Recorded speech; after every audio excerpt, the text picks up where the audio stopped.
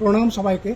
প্রণাম। আমরা জানি আজকে এখানে দুজন মহাত্মা বসে আছেন, যাদের আমরা কখনো একসাথে দেখতে পাই না, অনেক সময় আবার দেখতে পাই। তো আজকের এই তপ্ত সন্ধ্যায়, তপ্ত বলছি এই জন্য খুব গরম পড়ছে এখন, তপ্ত সন্ধ্যায় শান্তিকুঞ্জে মা বাবা তাদের প্রণাম জানিয়ে শুরু করতে চললাম আজকের এই এপিসোড। গুপ্ত সাধক শ্যামাকাপা ইউটিউব চ্যানেলে যারা নতুন তাদের আমরা স্বাগত জানাচ্ছি এবং পুরনো বন্ধুদের পাশে থাকার জন্য অনুরোধ জানালাম। প্রণাম গুরুদেব, প্রণাম মহারাজ। আজকে এখানে উনি বসে আছেন আপনার পাশে, তা আপনাদের মধ্যে নিশ্চয়ই আধ্যাত্মিক কথোপকথনই হবে। তো আশা করছি এটা শুরু হওয়ার আগে একজন মা আমাদের এই মহারাজজিকে একটা মালা পরাতে চাইছেন।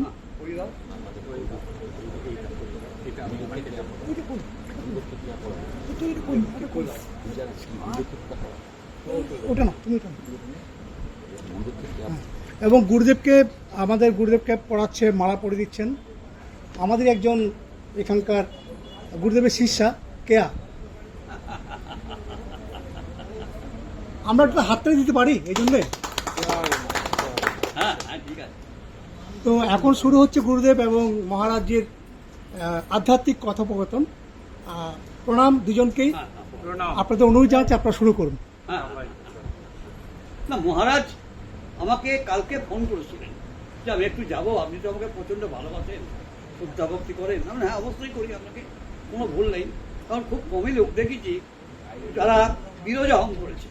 এই লোক বাজারে পাওয়া মুশকিল আছে। বিরোজা হোম করেছেন এমন লোকের কথা বলছি, ইনি বিরোজা হোম করেছেন এবং আধ্যাত্মিক লাইনে অনেক টপে আছেন। কারণ সাধারণ অবস্থায় ওনাকে বুঝতে পারবেন এটা আশ্রমে থাকেন এই পর্যন্ত। হ্যাঁ, এই আমার মতো আর কি, ভাঙাচোরা একটা আশ্রমে থাকে। হ্যাঁ, এই পর্যন্ত। কিন্তু মানে আধ্যাত্মিক লাইন যদি তুমি বলো, ওরা অনেক টপে আছেন এবং হট করে লোককে ধরাও দেবেন না। যাই হোক, আমাদের কাছে আমার সঙ্গে আলোচনা হয়েছে, কীভাবে আমার সঙ্গে পরিচয় হয়েছে তাও জানি না। আমি হাসপাতালে ভর্তি ছিলাম, ওই হাসপাতালে উনি গেছিলেন এবং এখানেও এসেছেন। ওনার কীভাবে আমাকে ভালো লেগে গেছে জানি না, বলতে পারবো না। তবে উনি প্রচণ্ড প্রশংসা করেন, আমার প্রচণ্ড প্রশংসা করেন যে আপনি আপনার কাছে কালকেই বলছেন যে আপনার মধ্যে এত ভালো লোক, আপনার কাছে একবার যাবো। আসবেন, অবশ্যই আসবেন, একবার কেন 100 বার আসবেন। আপনারা প্রতিদিন যদি আসেন তাহলে আমরা মানে কি বলবো, নিজেদের মানে ভাববো যে আমাদের কিছু হলো। আপনারা সাধু সন্ত মানুষ, আপনাদের পায়ের ধুলোর দাম আছে, কিন্তু আমাদের বিশেষ কোনো নেই। আমরা তো তন্ত্র সাধনা ছেড়ে দিয়েছি অনেকদিন আগেই। পৈতেও ফেলে দিয়েছি, সব কিছু আমার পৈতেও ফেলা হয়ে গেছে এবং আমি আর মানে তন্ত্র সাধনা একটা জবও করি না, এই হচ্ছে কথা। তো এটা আমাদের ব্যক্তিগত ব্যাপার, এটা নিয়ে কারোর সমালোচনা না করাই ভালো। তবে আমি পৈতে ফেলে দিয়েছি এবং জব্দবার করি। সেটা নিশ্চয় আপনি কোনো আজ্ঞা পেয়েছেন, তাই না, আজ্ঞা কেন বলতে পারবো না ভাই, আমি পৈতে ফেলে দিয়েছি এবং আমি কখনো জব আর করি না। এইটাই কি মহারাজ বলুন। তো মহারাজজি আপনার কাছে আসি। গুরুদেব বললেন আপনি অত্যন্ত কঠিন হোম করেছেন, যেটাকে বলা হচ্ছে বিরজা হোম। না, এই হোম করা সেই যায় না। বিরজা হোম সম্পর্কে যদি আমাদের দর্শকদের জানান, একটু জানিয়ে দিন। এটা পৃথিবীতে মানে ভারতবর্ষে কেউ জানে বলে মনে হয় না। বলে না, বিরজা একদম শেষ ধাপ। একদম বিরজার পরে তো আর কিছু নেই, একদম শেষ, শূন্য, মহাশূন্য। এই যে পঞ্চমহাভূতের শরীর, এই শরীরটাকে তো আর নিজে নিজে মেরে ফেলতে পারে না, আত্মহত্যা তো মহাপাপ। তো শুধু আগুনটুকুই আছে, এইটা জ্ঞান অগ্নির রং, শুধু আগুনটুকুই সম্বল। এই জ্ঞান অগ্নির আগুন নিয়েই ধিকি ধিকি এই জাগতিক এই দেহটা জ্বলছে, ত্রিতাপ জ্বালা ভোগ করছে। কিন্তু আসলে সবাই এটা ভাবছে যে হয়তো কষ্টে আছে, আসলে মহা আনন্দে আছে, মহামৃত পান করে রয়েছে। মা নিজে হাতে তার দায়িত্ব নিয়েছে। হ্যাঁ, মা আমি তার সন্তান, এটাই সবচেয়ে বড় সাধনা। এর চেয়ে বড় সাধনা তো আর নেই এই ভূভারতে, এই বিশ্ব ব্রহ্মাণ্ডে আর কিচ্ছু নেই। আমরা সবাই একদিন মায়ের কাছ থেকে এসেছিলাম। খাই পড়ি, মা নিয়েছে আমার ভার। আমি মায়ের হাতে খাই পড়ি আর মা নিয়েছেন আমার ভার। এটা কোনো গান নয়, এটা কোনো গান নয়, এটা এই প্রত্যেকটা লোমকূপ দিয়ে, রক্ত দিয়ে, ঘাম দিয়ে 206টা হাড়, কিডনি, লাংস এই কথা উপলব্ধি করেছে। এইটা কারোর শিখিয়ে দেওয়ার কথা নয়, কাউকে বলে দেওয়ার কথা নয়। না, এটা রামপ্রসাদ বলেছেন।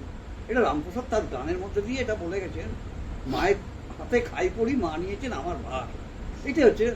তারপরে আর আমাদের কিছু বলার নেই, এরপরে আর ইটিতে এরপরে দাঁড়িয়ে দিয়ে দেবো, আর কিছু বলার নেই আমাদের।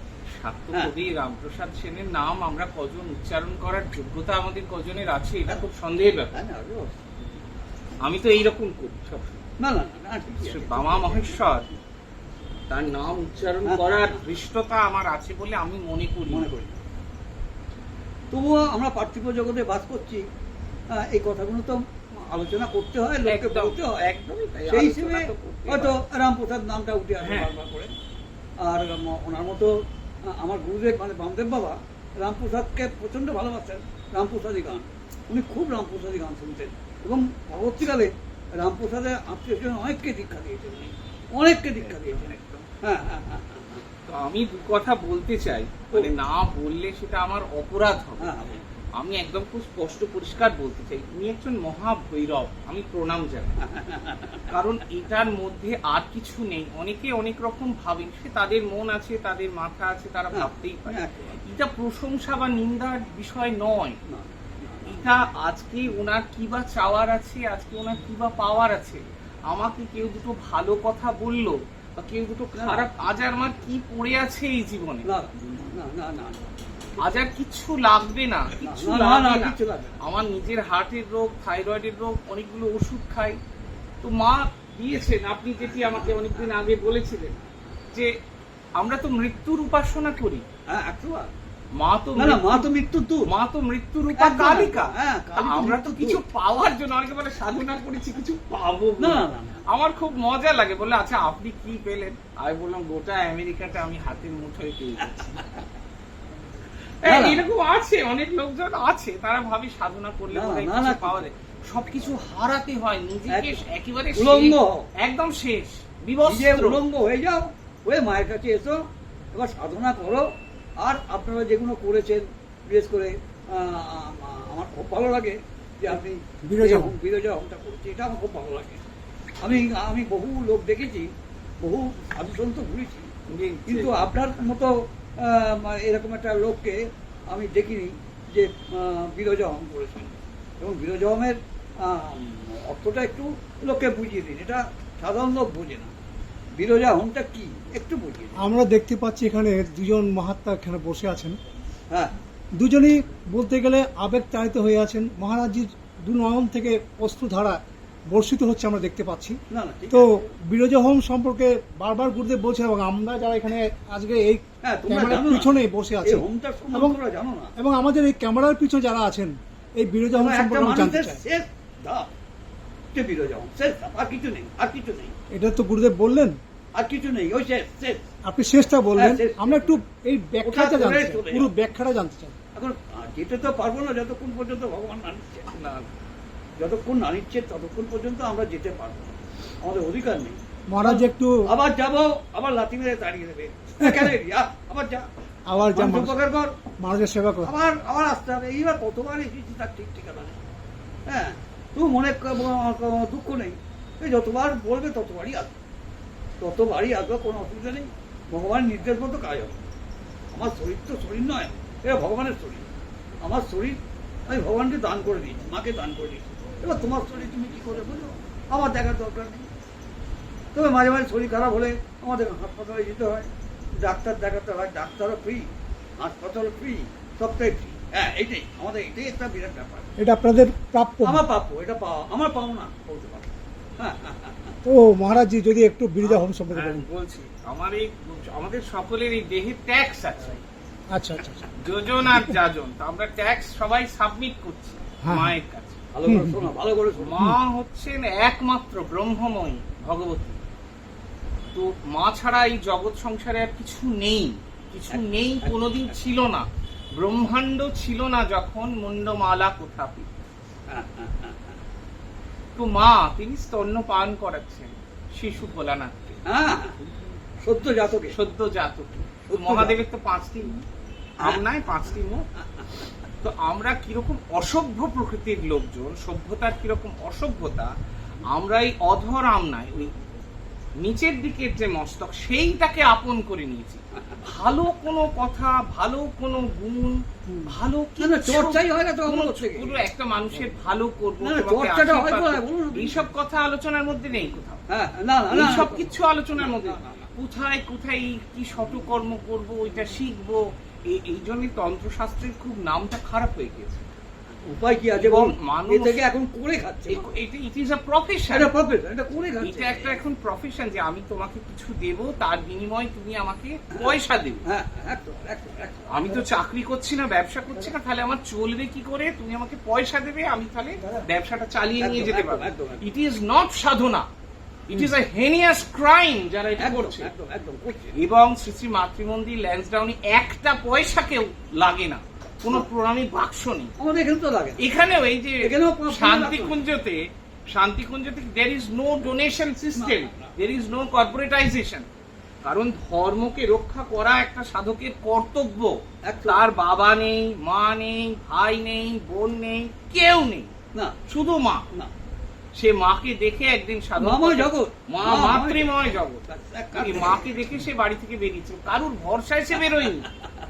সেই বেরোয়নি তার যে হাত ধরেই বেরিয়ে কবে যাবে। আমাকে একটা অটো করে কেউ পৌঁছে দেবে, অটোওয়ালা বলবে না, আহা না। আপনি তো সাধক মানুষ, আপনাকে আর ভাড়া দিতে হবে না। না। He is not asking for any favour. যে আমরা একটা ভিক্ষু, আমরা কি ভিক্ষা করি? ভক্তি ভিক্ষা করি। কার কাছে করি? মায়ের কাছে করি। আমরা তার চরণ অভিলাষী, মাতৃ চরণ একদম। অভিলাষী, মায়ের এটা চরণ। বিবেকানন্দ বারবার তো ফেল হয়ে গেছে। উনিও তো মায়ের কাছে গিয়ে কিছুই চাইতে পারেন। একদম। বলুন না। তো বিবেক দাও, বৈরাগ্য ওইটা দাও।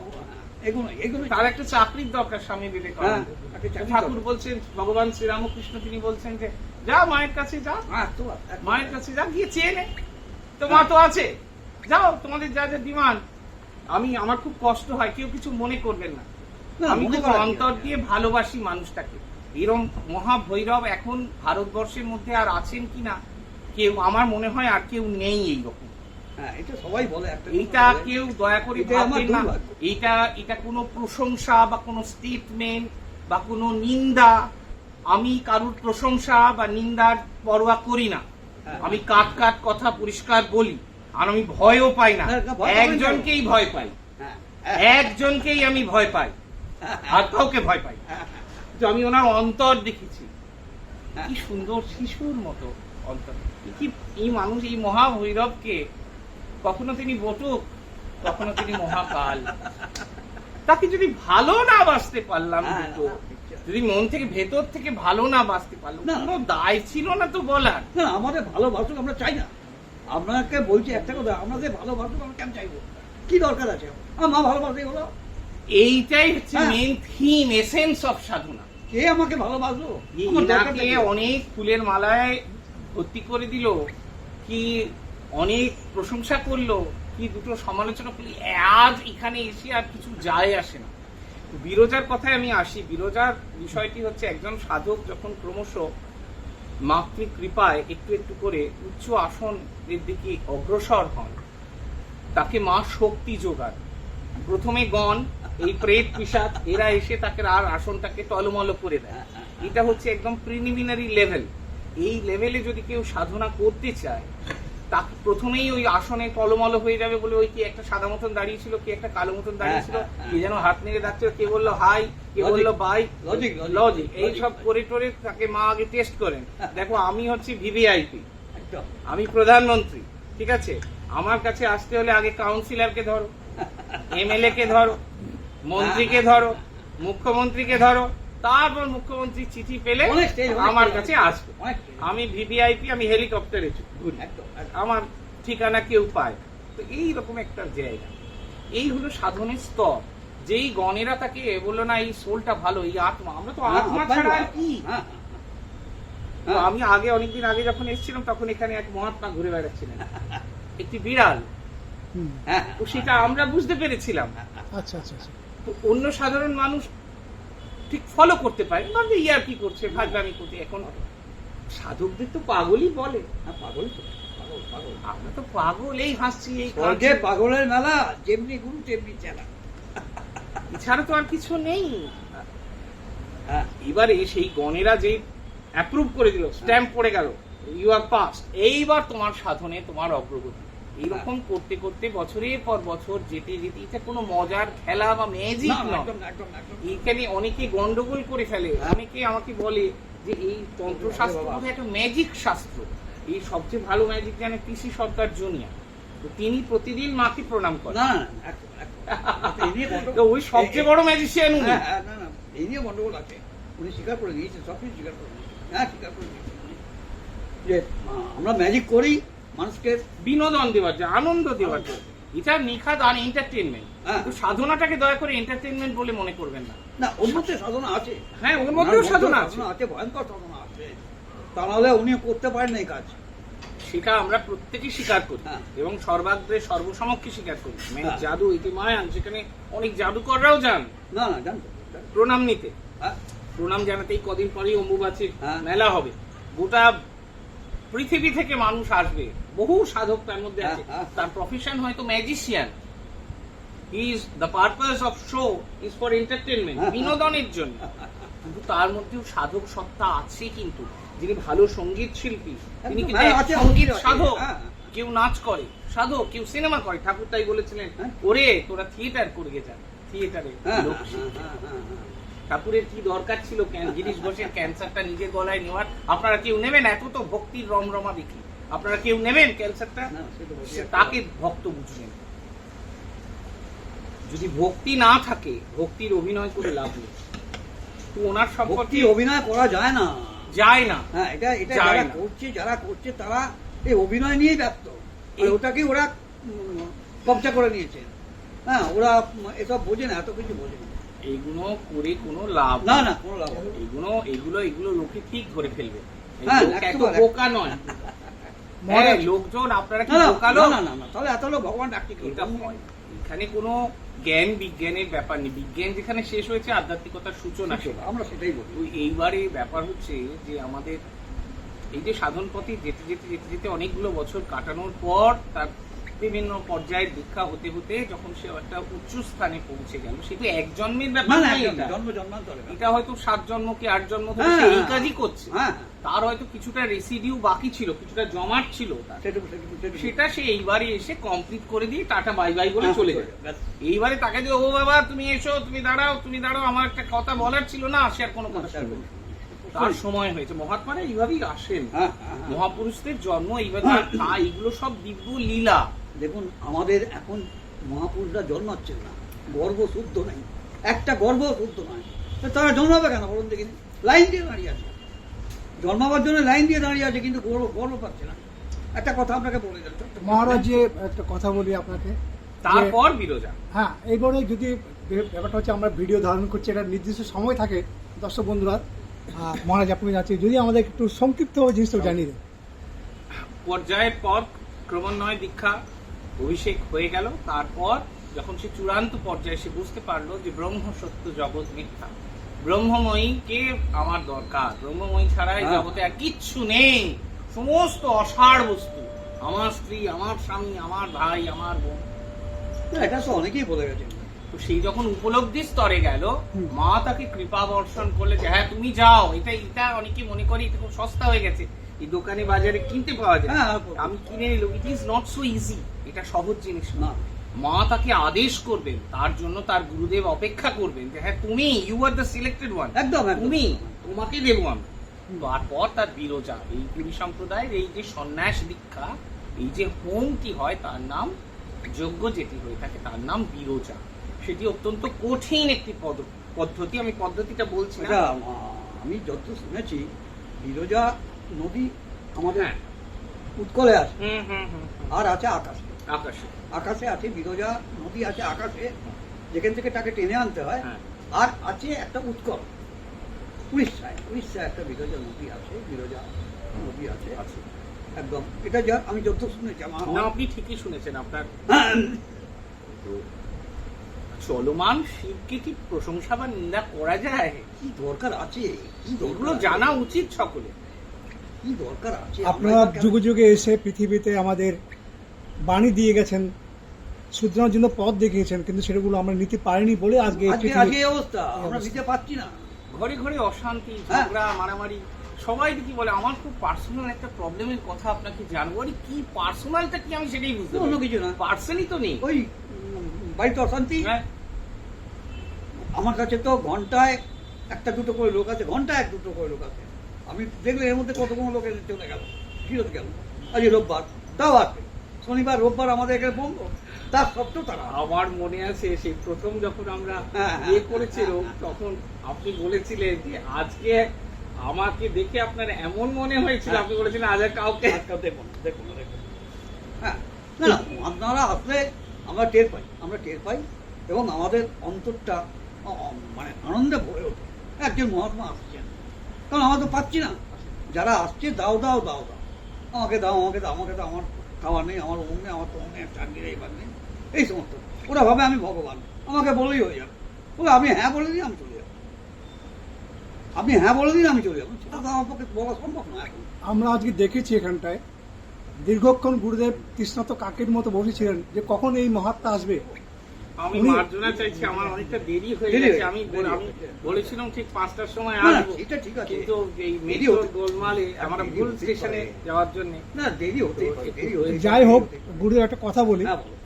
মহারাজজি আপনাকে ভৈরব বলেছেন, তো আপনার দৃষ্টিতে এই আপনার যিনি পাশে বসে আছেন আরেক মহাত্মা এই স্বামীজি, উনি না, ওনার এই সম্পর্কে একটু কথাগুলো বলুন। সব কথা তো বলা যাবে না ভাই আমার।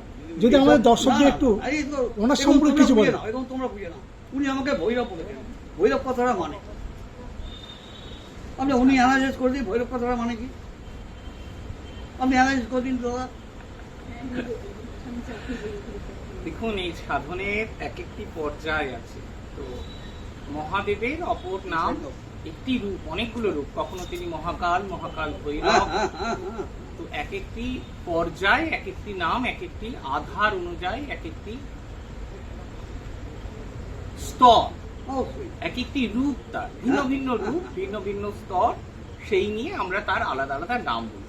কখনো তিনি সদ্যজাত, কখনো তিনি সদাশিব, কখনো তিনি মহাকাল, কখনো তিনি কাল ভৈরব, সবই এক। হ্যাঁ, হ্যাঁ, হ্যাঁ। তো সেই স্তরে উনি আছেন। তো একজন মহাত্মাই তো আর একজনকে কদর করতে পারেন। হ্যাঁ, ঠিক। ভগবান শ্রীরামকৃষ্ণকে ঠিক, ঠিক। যখন তিনি শ্রী বামের কাছে যাচ্ছেন বা ত্রৈলঙ্গ স্বামীর সঙ্গে যখন মুখোমুখি না, দেখা হচ্ছে, না, ঘটনা। তারা দুজনে কিছু বলছেন না। তো সবাই নির্বাক, ভাবছে নির্বাক। নির্বাক। ওই একজন যোগী, একজন তান্ত্রিক যখন মুখোমুখি হচ্ছে, সে কিছু বলছে না, ভাবছে এই দেখো না। এই দুটো লোকের পথ তো আলাদা, হ্যাঁ। তাহলে বোধহয় ইগোর লড়াই আছে। হ্যাঁ, হ্যাঁ। আমরা সাধারণ লোক, আমরা ওই ঠিক, ঠিক। নেতিবাচক নোংরা জিনিসটাই ভাবি যে ও বোধহয় বড়, এ বোধহয় ছোট। এটি স্বাভাবিক, এটাই স্বাভাবিক। মহাশূন্যে কে বড় আর কে ছোট কিছুই তো নেই। না, আর কিছু নেই, কিছু। কি কি পাবো আর কি হারাবো, আমি কি সঙ্গে করে নিয়ে যাবো, আমি কি নিয়ে এসেছিলাম যে আমি হারাবো? আপনাকে আপনি আসার সাথে সাথে আমাকে বললেন কেমন আছেন, আমি বললাম আর ভালো লাগছে না, এখান থেকে চলে যেতে পারে না, না, পৃথিবী থেকে। আমি আপনাকে বললাম তো, দুবার বলেছিলাম কেমন আছে, আমি বললাম আমার আর এখানে থাকতে চাইছি না, চলে যেতে চাইছি। আমি মৃত্যুর কথা কিন্তু বলছি না, আমি কিন্তু মৃত্যুর কথা একবারও বলিনি। আমি বলছি আর এখানে থাকতে চাইছি না। এখানে বলতে কি বোঝাচ্ছে, কোথায় যাব, হুম। এগুলো একটা ব্যাপার আছে, এগুলো একটা ব্যাপার আছে। এগুলো সাধারণত কাউকে জানানো হয় না, আর না জানানোই ভালো, না জানানোই ভালো। আমি বারবার ওনাকে বলছি আমি আর থাকতে ভালো লাগছে না এখানে। হোয়াট ইজ মিনিং দিস, এটা মানেটা কি? যে ওনাকে আমি বারবার বলছি, উনি আমাকে প্রশ্ন করছেন, আমি একটাই কথা বলছি, আমি আর থাকতে চাইছি, আমার ভালো লাগছে না মহারাজ, আমার আর ভালো লাগছে না, আমি চলে যেতে পারলে ভালো। আমি কোথায় যাবো, মৃত্যু না কি? এটা একটা বিরাট ব্যাপার। তো গুরুদেব এবং স্বামীজি, আপনার দুজনকে ছোট্ট একটা কোয়েশ্চেন করব, আর বেশি দীর্ঘায়িত করবো না। না না না, যে আমাদের অনেকেরই জানতে ইচ্ছে হয় যে কুণ্ডলিনী জাগরণটা কিভাবে হয়, যদি সংক্ষিপ্ত আকারে আমাদের জানিয়ে দেন। দেখো বাবা, এগুলো যারা করছে তারাই জানে। এই তোমাকে 5 মিনিটের মধ্যে কুণ্ডলিনী জাগরণ বলে দেবে, তো বলতে পারবো না। মণিপুর, অনাহত, বিশুদ্ধ সচ্চক্রাণী, এগুলো আমি তোমাকে একবারে বলবো হবে না, মুখে বললে হবে না। এগুলো নিজের চেষ্টায় হবে। এগুলো ন্যাসের মাধ্যমে এগুলো খুলবে। আজ্ঞা চক্রবর্তী ইয়ারের ব্যাপার, সবটা ইয়ার, কিন্তু এমনি তুমি টেনে তুলতে পারবে না, কোনো গুজরাট তুলতে পারবে না। এটা ইয়ারের মাধ্যমে সাকসেশন পদ্ধতি মতো একটা তুলবে, একটা এইভাবে, অর্থাৎ নিজের উপর ডিপেন্ড করতে হবে, একদম, হ্যাঁ, নিজের নিজের উপর। চেষ্টায়। ওই এক কথায় বলেছে না, তুমি দম সামর্থ্যে এক ডুবে যাও, কুলকুণ্ডলিনীর কুল। পুরো কুণ্ডলিনী খুলে। তুমি ওই দম সামর, আগে দমের শ্বাসের আগে স্থির হও, অস্থির থেকে স্থির হও, হ্যাঁ। জ্বর থেকে আগে চৈতন্যের দিকে এসো, তারপরে আস্তে আস্তে উঠবে। তারপরে তার আগে হয় না। এইটা তো সাপলুডো খেলা না, না, অনেকে না, মনে না। করে সাধারণ বোধহয় সাপলুডো খেলা, ওই ছক্কা আর পুট, এই রে না। সাপের মুখে পড়েছে তাহলে সিঁড়ি না, দিয়ে দেয়, এটা সাধারণ সেরকম মানুষ। হয় না, না, না। আধ্যাত্মিকতায় তা হয় না। সাধারণ মানুষ তো এটাই বোঝে, তারা আর কি বোঝে বলুন দেখি, তাদের কি দরকার আমি একটা কিছু করলুম তাহলে বোধহয় সেটা আমার একটা উপার্জন, এই মানুষ এইটাকেই খুব বোঝে, তাহলে ওনার চলে কি করে, হ্যাঁ একেবারে না বলে এইটাই ভাবে, এইটাই ভাবে। লোকে প্রশ্নই আচ্ছা করে। তাহলে ও তো মুদিখানার দোকান করেনি, তাহলে ও এইটা করেছে। হ্যাঁ এ খুব একটা ভুল ধারণা আছে মানুষের, যে একদম, যে একদম। বিবাহিত সে বোধহয় খুব ছোট বা খুব নিম্ন স্তরের, আর সংসারী সে খুব বাজে, আর যে সন্ন্যাসী সে বোধহয় খুব মহান। না, না। এরকম কোনো ধারণাই নেই সনাতন না ধর্মে। না না না তুমি সংসার- সাধন করবে, হয়তো মহাসংসারী একজন সন্ন্যাসী। আপনার কজন ফ্যামিলি মেম্বার আছে? 4 জন, 5 জন, 6 জন ম্যাক্সিমাম। একজন সন্ন্যাসী বা একজন সত্যিকারের সদ্গুরু, হ্যাঁ, হ্যাঁ। তারপরে 100 ছেলে মেয়ে আছে, 100 কি বলেন, আরো হাজার হাজার হতে পারে। হাজার, হাজার, হাজার। আমি একটা, আপনাদের মাথা খারাপ হয়ে যাবে শুনলে, তো কোনটার হয়তো মেয়েটার বিয়ে হয়নি, হ্যাঁ, হ্যাঁ, গুরুদেব আমার যেন বিয়ে হয়ে যায়, সে বারবারই বলছে হ্যাঁ আমি আর এই মা বাবার সঙ্গে থাকতে চাই না, আমার যেন একটা বিয়ে হয়ে ঠিক, যায়। ঠিক, ঠিক। তার ওটাই চাই না, কি বলছে আমি না MBBS পরীক্ষা দিচ্ছি, হ্যাঁ। আমার একটুখানি যেন না, pass আপনি হয়ে যায়, প্রতি একটু মুহূর্তে- আপনি বলে দেবেন, প্রতি মুহূর্তে আসছে। আপনি একটু আমার ভাই বলে দেবেন, হ্যাঁ মাকে মাকে বলে- একটু বলে দেবেন, মাকে আপনি বলে- বললেই হবে, হ্যাঁ। আপনি Right, বললেই right, হবে। right, right, right. তো তার সেই বিশ্বাসটা আছে, তার সেই বিশ্বাসটাকে আমি চাইবো সেটাকে ছোট্ট একটা চারা গাছের মতো লালন পালন করতে। বিশ্বাসে মিলায় বস্তু তর্কে বহুদূর। হ্যাঁ। আপনি কি যুক্তি কি বিজ্ঞান আপনি আনবেন এখানে? না না কোনো বিজ্ঞান আনা যাবে না। না তো কোনো বিজ্ঞান আনা যে যাবে না। স্তরে উনি রয়েছেন, এবারে ব্যাপার হচ্ছে যে উনি সবটাই জানেন, প্রকাশ্যে তো বলতে পারবেন না, প্রকাশ্যে বলা না, উচিত না। নয়। এবারে যে যেরকম দেখে, যে চোখে দেখে, হ্যাঁ এক একজনের স্তর এক এক রকম। এবারে কারুর তৃতীয় নয়ন খোলা আছে, আর কেউ চোখ বুঝে বসে আসে। হ্যাঁ ঠিক আছে হ্যাঁ, তো সে মিথ্যে কথা বলছে সাজিয়ে না, না, সাজিয়ে। ঠিক, ঠিক আছে। সে তাকে কি সরাসরি কি আর বলা যায় তাকে, না, না, না, না। যে এই তুমি মিথ্যে কথা বলছো কেন? না, না, বলা যায় না। অসম্ভব। বললো, আচ্ছা আমি শুনলাম, বলছে আজকে না ভীষণ বৃষ্টি পড়ছে জানেন গুরুদেব, হ্যাঁ আমি না একদম পুরো ভিজে গিয়েছিলাম। এটা একটু গাঢ় মিথ্যে কথা, আজকে কোথাও বৃষ্টি পড়েনি, এটা মিথ্যে কথা বললো, মিছি মিছি কথা। ওই সেই একটা ইংরেজি রাইমস আছে না, জনি জনি ইয়েস পাপা, আমরা ছোটবেলা থেকে তো ওই থেকে Johnny Johnny yes papa, eating sugar no papa. এবার সেই বাচ্চাটাকে হা করে হেসে উঠলো। মানে ছোটবেলায় আমরা স্কুলে গিয়ে কি শিখি? মিথ্যে কথা বলতে শেখায়। হ্যাঁ যাহা বলিব মিথ্যা বলিব, মিথ্যা মিথ্যা বই, বই সত্য সত্য বলিব। বলিব না। তাই ভগবান শ্রীরামকৃষ্ণ কি শিক্ষা দিয়েছিলেন হ্যাঁ একটু খেয়াল করতে হবে আমাদের। একদম। না লোক কোথায়, লোক নেই, কিছু লোক আছে এখন কি সাধন মানে ম্যাজিক, নাই, সাধন Magic মানে power, magic তুমি power. কি কি দেখাতে পারবে? আমি তো কিচ্ছু দেখাতে ম্যাজিক পারবো পাওয়ার, না। ম্যাজিক পাওয়ার। আমি তো জানি, আমি বলবো না, আমি তো জানি আপনি কি করেছেন। আপনার না, কম বয়সে আমরা বইতে পড়েছি, না, না, না, না। জেনেছি। তো ওটা প্রকাশ্যে বলার জিনিস নয় না। যে আমি দেখাবো, না, না, লোকে ও- দেখবে, হাততালি না দেবে। না ও তো এটা তো কোনো সিনেমা বা যাত্রা নয়, বা না, নাটক নয়। না না সাধনটা একান্ত ব্যক্তিগত। আমি আমার নিজের মুক্তি, ওই যে একটা কথায় গানে আছে না, অমরত্বের প্রত্যাশা নেই, হ্যাঁ। নেই কোনো দাবি দাওয়া, এই নশ্বর জীবনের মানে শুধু মাকেই চাওয়া। এটাই শেষ কথা, আর কিছু না। তো আজকে খুব সুন্দর আলোচনা চলছে এবং আমরা যেহেতু আমরা আপনারা এখানে সবাই ভক্তির দিকে আসুন। না না ভক্তি কোথায়, ভক্তিটা দেখুন দরকার। দেখুন মানে 24 সাল মানুষ মরার সাল এই বছর, প্রচুর মানুষ মরবে, মানে 600-700 কোটি লোক মারা যাবে, বিশ্বাস করতে পারবেন? 700 কোটি লোক মারা যাবে পৃথিবী থেকে। পৃথিবীতে টোটাল পৃথিবীতে ভারতবর্ষের 33 কোটি, আর অন্য জায়গায় সব মিলিয়ে 65 কোটি লোক থাকবে, তার বাকি লোক সব মারা যাবে। আর আসছে কলি আসছে, এখন কি করে দেখুন কলি কি করে তো দেখুন। গুরুদেব এবং হ্যাঁ, মহারাজজি বলছি যে যেহেতু এটা ইউটিউব চ্যানেল দুজনেরই চলছে, আমরা এখানে ক্যামেরা চালাচ্ছি, আমাদের সংক্ষিপ্ত আকারে ধারণ করতে হয়। ইচ্ছে ছিল সারা রাত বসে আপনাদের এই গল্পগুলো না, আমরা না, শুনি, এটা বলতেই একেবারে। ইচ্ছে হচ্ছিল, কিন্তু আমরা বাধ্য। ইউটিউবে সেটা সম্ভব নয়। হ্যাঁ, একটা আমরা time বাধ্য দিতে যে হয়। এবং আমাদের এই দর্শকদের আমরা জানাতে চাই যে মোটামুটি যদি আপনাদেরকে আমরা সারা রাত ধরে এই দুই মহাত্মার কথাগুলো শোনাতে পারতাম, আমরা নিজেরা ধন্য হতাম, হ্যাঁ, আপনারা নিজেরা ধন্য হতেন। এবং ওনার যে কথাগুলো স্টার্ট করেছিলেন সুন্দর করে, যে আমরা ধর্মটাকে কি করে নিচ্ছি, ওনারা কিভাবে নিচ্ছেন মানুষ না, ঠিক আছে। মানুষের তাতে তাতে কোনো অসুবিধে নেই। একটা কথা বলছি, ভগবান ব্যবস্থা করে রেখে, ধর্ম মানে কি তোমাকে বিকশিত হওয়া, তুমি বিকশিত হবে, ধর্ম বিকশিত করবে তোমাকে। তা সেটা যদি কুশিক্ষা হয়, কুধর্ম হয়, তো যা হয় হবে। এখন মানুষ তো পশু হয়ে গেছে। ধর্ম মানুষকে আধ্যাত্মিকতার দিকে নিয়ে যায়। হ্যাঁ, ধর্ম যদি দরকার না নেই। থাকে- অনেক হয়েছে, আর লোককে বুঝিয়ে লাভ নেই। লোক ঘুমাচ্ছে, খেয়ে দিয়ে ঘুমাচ্ছে, লোক জেগে থাকবে না।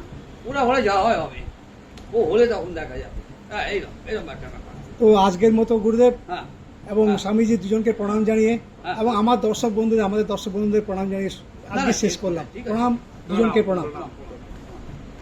প্রণাম।